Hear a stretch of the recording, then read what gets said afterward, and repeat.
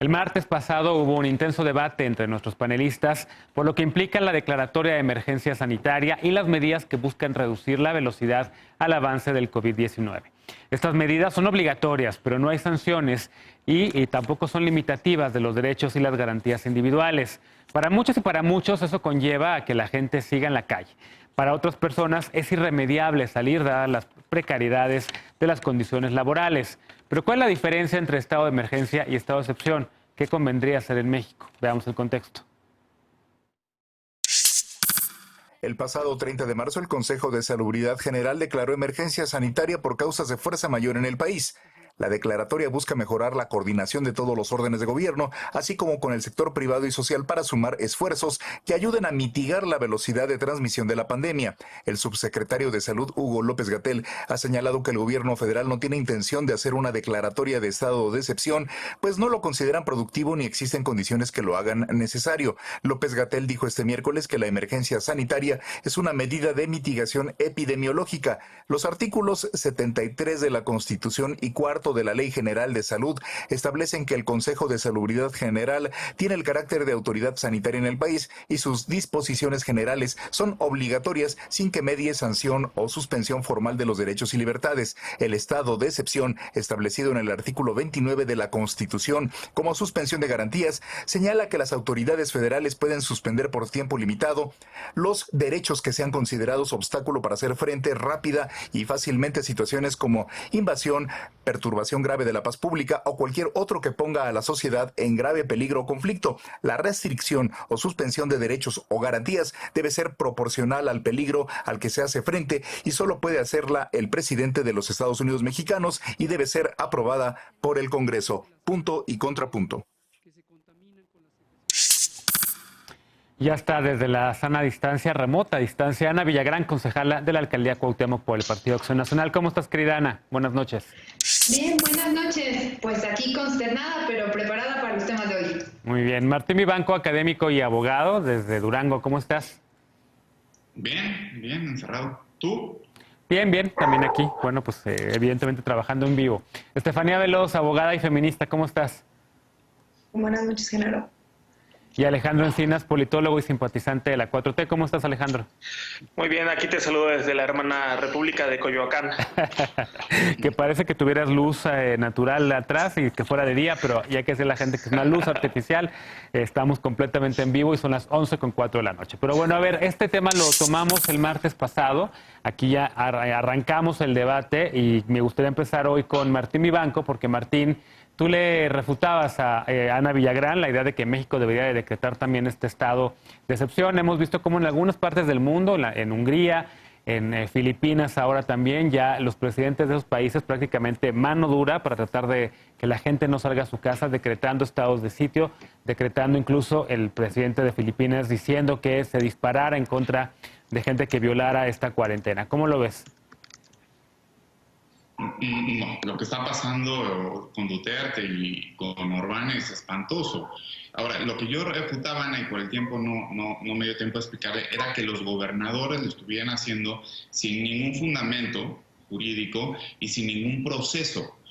En México tenemos una larga historia con la suspensión de garantías. La primera vez que se legisló eso a nivel constitucional fue en 1857, en la Constitución del 24 estaba más o menos. Con el 57 hubo un gran debate y en el 17 se recobra. Y la única vez que hemos suspendido garantías es en el 42, en la Primera Guerra Mundial, hay un decreto, pero en 2011 sufre una gran reforma, el artículo 29 constitucional, en donde hay todo un procedimiento para que el presidente de la República pueda hacer eso. Se supone que también iba a promulgarse hace poco una ley reglamentaria del 29 constitucional, no se promulgó. De hecho, Loretta Ortiz, cuando era diputada, propuso la iniciativa. Pero sí hay un procedimiento. Yo lo que le quería decir a Ana, que no me dio tiempo, era que los gobernadores no debían hacer eso, pero no estoy seguro que el presidente no lo deba hacer en la tercera fase. ¿Por qué? Porque a diferencia de lo que está pasando ahorita en Turquía, o lo que está pasando con Duterte, o lo que está pasando en otras democracias constitucionales mucho más frágiles, aquí sí tenemos un procedimiento que te permite hacer un Estado, o sea, es técnicamente suspensión de garantías en un contexto muy democrático. ¿Por qué? Porque el presidente tiene que solicitar permiso del Congreso, se tiene que aprobar y hay ciertos derechos que no se pueden suspender. En primera se reconoce que la titularidad nunca te la pueden suspender. Todos somos titulares de derechos fundamentales. Eso es muy bueno. Y segundo, hay un coto vedado de derechos que son no suspendibles. Vida, el amparo, o sea, algunas garantías constitucionales, etcétera. Y luego, cada decreto que saque el presidente tiene que ser revisado por la Corte.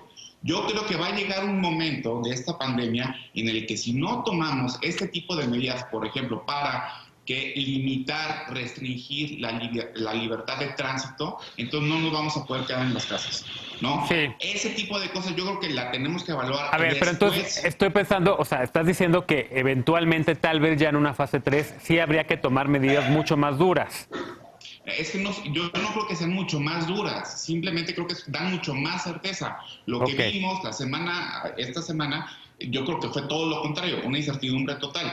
Y aparte, como aquí sí está controlado todo el procedimiento por el Congreso, donde está toda la oposición y la Corte, creo que puede ser buena opción. Y aparte, no se pueden suspender lo mismo que se suspende en Filipinas. Bueno, aquí no te pueden matar. Y en efecto, ya mencionabas tú los casos, todas nuestras constituciones siempre han tenido, digamos, esta figura de estado de excepción. No ha sido decretada, no lo fue decretado ni en el 85 en el sismo, ni tampoco en la rebelión zapatista del 94, ni tampoco en tiempos posteriores. Y evidentemente ahorita pues sí hay gente que lo está incluso poniendo ya sobre la mesa, como mucha gente en el Partido Acción Nacional, Ana. Sí, querido Genaro, mira, cuando ahorita yo escucho a Martín, que espero no me interrumpa a gritos como la vez pasada, él está defendiendo procedimientos, él no está defendiendo la vida como muchos de nuestros gobernadores ya lo están haciendo. Efectivamente, como él señala, es el artículo 29 de la Carta Magna que señala que limitar o restringir la libertad de tránsito con autorización de diputados, senadores y avalado por la Suprema Corte de Justicia de la Nación es exclusiva función del presidente. Entra en el supuesto de que en cualquier otro motivo que ponga a la sociedad en peligro o conflicto. Todo lo que ustedes han mencionado ha ocurrido en esquemas totalmente distintos a como estamos viendo la pandemia mundial del coronavirus. Y no es de gratis que muchas otras naciones ya lo estén aplicando. Mi argumento va en este sentido. Para que podamos llegar a un toque de queda que es muy distinto, como bien han señalado, una emergencia sanitaria que francamente, pues, ¿qué es lo que ofrece? Ahorita el canciller estaba amenazando y también la secretaria del Trabajo, Luis Alcalde, con que se van a aplicar sanciones administrativas a los negocios que aún estén en actividades porque no son justamente porque no han suspendido actividades no esenciales, pero tampoco les han ofrecido un esquema económico para poder solventar esta crisis. Quiero señalar dos cosas. Para poder llegar a un toque de queda, que yo creo que va a ser inevitable si la fase 2 asciende como está ascendiendo o si llegamos a una fase 3, tiene que ser bajo dos supuestos. Una, tiene que ser un esquema sin violencia, absolutamente sin violencia. Tenemos que apostar para la voluntad de la gente que entienda que la prioridad ahorita es salvarnos los unos a los otros. Y solo será posible, no va a ser posible sin una estrategia de contención económica. Hasta este momento no hemos visto ninguna donde nos estén asegurando que el 72% del empleo que brindan las pymes, es decir, 7 de cada 10 mexicanos están empleados por una pyme, y hoy escuchamos, por ejemplo, las declaraciones justamente de Gustavo de Hoyos, el presidente de la Coparmex, donde el presidente rechaza las propuestas para cuidar los ingresos de las familias y mantener los empleos. Y ayer, como yo les decía, escuchamos a un secretario Gatell, subdirector, y a la secretaria del Trabajo, Luis Alcalde, pidiéndoles a los empresarios que hagan magia. Es decir, vamos a tener que llegar a este esquema tarde o temprano si la pandemia no se contiene y nos ofrece certeza económica. Ok, a partir de la semana que entra, bueno, realmente la semana que entra no, porque nos vamos a ir una semana fuera del aire, por lo menos una semana por el tema del coronavirus, pero el domingo van a presentar el paquete de medidas económicas, va a ser tema de discusión sin duda en las próximas semanas. Veloz, te vi con la mano levantada. Sí, bueno, a ver, Genaro, primero, yo creo que ¿cuántas veces vamos a tener que escuchar en el programa una y otra vez? No se están tomando medidas, no hay un plan económico, no están anunciando nada. Ya lo anunciaron, creo que tenemos reportándoselo a Ana por lo menos unas 2 semanas, y creo que aparte de eso, yo coincido con lo que decía Martín, pero además no estamos en un momento en el que el Estado tiene que quitar derechos, tiene que garantizarlos en este momento. El derecho a acceder por lo menos a la canasta básica, a que existan espacios en los que puedas transitar a espacios de servicios médicos. O sea, creo que estar argumentando que ahora hay que quitar derechos y replegar es no entender que toda la estrategia que se ha estado platicando y que han estado socializando, y especialmente el subsecretario de Salud, y que implica esto. Estamos en medidas que son preventivas, que mitigan. ¿Por qué tenemos que transitar en medidas coercitivas en este momento? No tiene ningún sentido. Estamos pensando en adelantarnos a una etapa que precisamente no sabemos si va a llegar.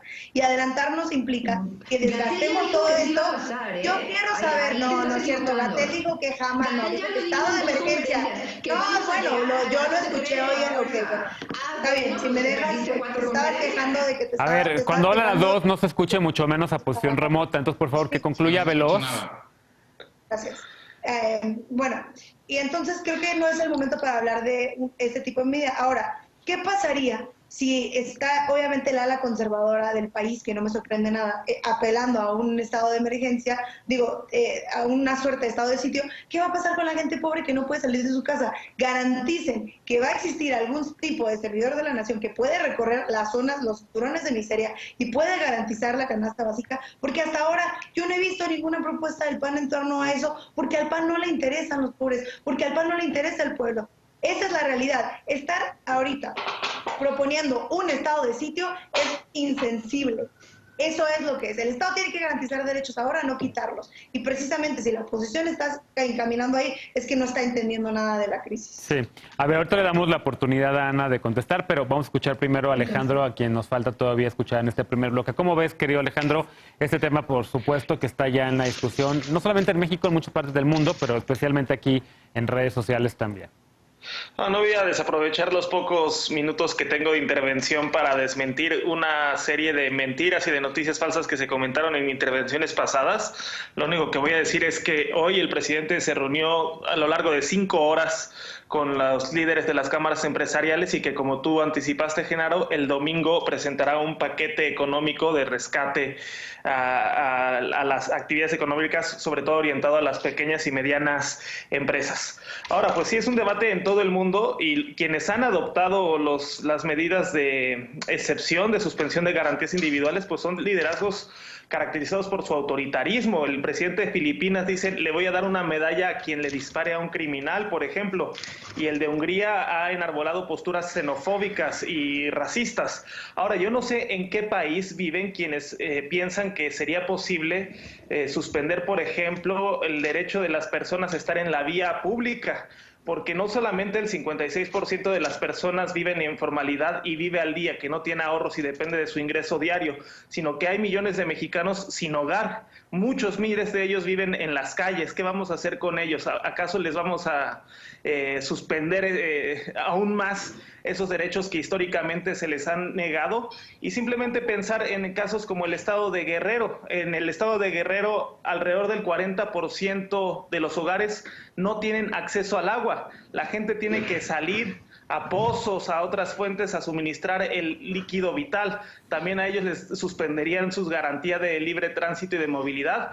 Yo creo que más bien hay que pensar en una situación de corresponsabilidad. En esta situación todos tenemos que aportar, todos estamos unidos, nuestros destinos están unidos, y lo que hagamos unos van a depender de los otros, de la suerte de los otros. Sí, tenemos que hacer una pausa, pero quiero darle a Ana la oportunidad de responder. 30 segundos antes de irnos a la pausa. Ana, rapidísimo, por favor. Muchísimas gracias. Mira, este esquema, como va ascendiendo, como va la gráfica, va a acabar ocurriendo. Lo que nosotros tenemos que hacer es anticiparnos y que esto vaya siendo gradual. Es mentira que las naciones que ya lo hayan aplicado es porque son fascistas o lo que sea. Alemania, Francia, Rusia, Estados Unidos, Canadá, Chile, Salvador, Argentina, Colombia ya tienen esquemas donde se está pidiendo a la gente toque de queda en determinadas horas, de determinadas formas. México nos tenemos que adelantar y tenemos que empezar a pensar en esto, porque nada más voy a señalar rapidísimo. En la Ciudad de México, por ejemplo, ¿qué están haciendo los alcaldes de Morena para contener y para ayudar, por ejemplo, a la gran gente, a todos los ambulantes? Hasta hoy no existe como un esquema de ayuda a esa gente porque el gobierno de Morena no quiere ayudar a la gente en temas económicos. Entonces, esto no solo se trata de la clase media, o sea, estamos hablando de esquemas. La senadora Kenia López Rabadán nada más recordó la propuesta de Ricardo Anaya para el ingreso único universal, donde los mexicanos, a partir de que esto se decretara, podríamos recibir 3,500 pesos al mes, y es algo que el gobierno federal podría hacer desde mañana mismo si quisiera hacerlo. Bueno, vamos a hacer una pausa, regresamos con otra vez el tema del coronavirus, pero desde otro ángulo. ¿Por qué? Porque personal médico del IMSS demanda protección e información ante el COVID-19. En varios estados han habido protestas y en Monclova ya hubo un contagio comunitario en un hospital. ¿Estamos o no preparados para el aumento de contagios para la fase 3? Regresamos con este tema punto y contrapunto, no te vayas.